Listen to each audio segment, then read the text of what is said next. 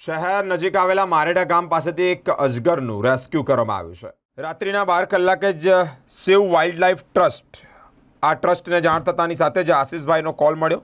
મારેડા ગામ નજીક ઘરમાં એક અજગર આવી ગયો છે. મિત્રો, દોરડા વડે જ વન વિભાગને સાથે રાખીને શૈલેષભાઈની જે ટીમ છે તેમની સાથે રાખીને જે 1-2 કલાકની ભારે જહેમત બાદ અજગરને સુરક્ષિત રીતે બચાવી લેવામાં આવ્યો છે અને ફોરેસ્ટ ડિપાર્ટમેન્ટને સોંપવામાં આવ્યો છે.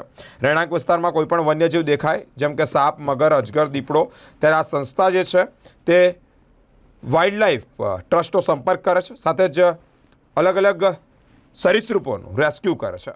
આજ રોજ અમારા સેવ વાઇલ્ડ લાઇફ ટ્રસ્ટના હેલ્પલાઇન નંબર પર માહિતી મળી હતી કે આશીષભાઈના ઘરમાં એક અજગર આવી ગયો છે. ત્યારબાદ અમારી ટીમના બધા સદસ્યને ત્યાં મોકલતા જોતા એક 7 થી 8 ફૂટનો અજગર દેખાયેલ છે. ત્યારબાદ ઘરમાં બહુ બધા લાકડા હતા.